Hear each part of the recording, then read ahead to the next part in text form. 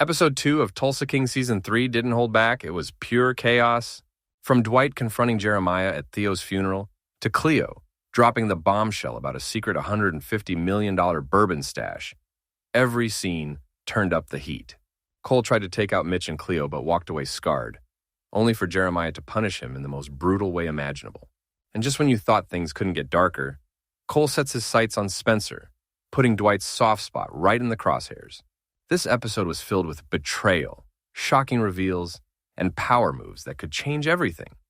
So, let's break down all the wild twists you might have missed. In Episode 1 of Tulsa King Season 3, Dwight found himself cornered into making a deal with Special Agent Musso. The terms were simple.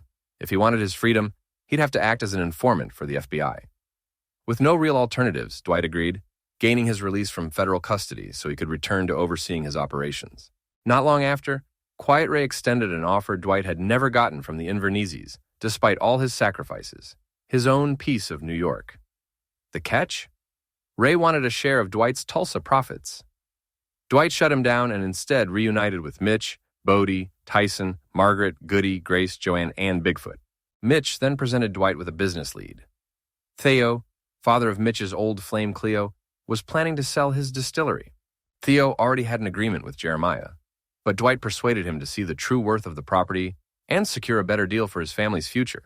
Tragically, before Theo could move forward, Jeremiah murdered him and torched his home. Meanwhile, Bodie had his own issues, clashing with one of Bill's men, the same man who had killed Jimmy, because he couldn't stomach Dwight's willingness to work with Bill. Episode 2 picks up with Dwight, Tyson, Mitch, and Bigfoot, surveying the destruction left behind by Jeremiah's crew.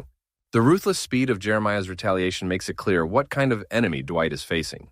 At Theo's funeral, Goody updates Dwight about Armin's therapy sessions going off track, worried his loose talk could reach New York and give Ray leverage. Dwight tells Goody to keep watch, but not act unless things spiral. At the funeral, Dwight confronts Jeremiah directly.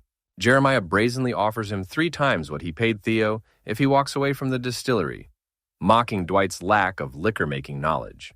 Dwight refuses, promising to make it succeed while keeping Jeremiah out.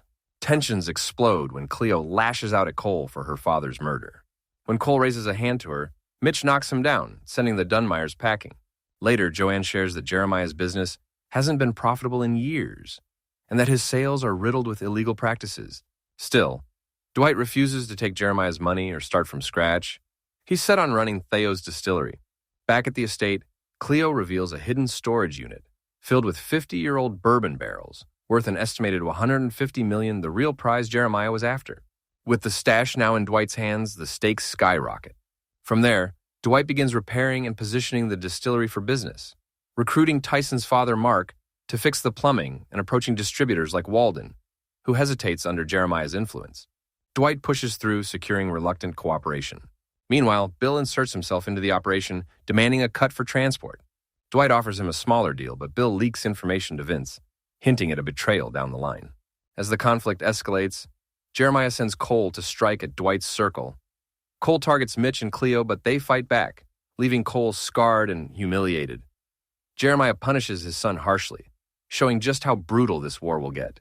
The episode ends with Jeremiah warning Dwight that everything he loves will be destroyed, while Cole turns his attention to Spencer, the young barista Dwight cares for deeply.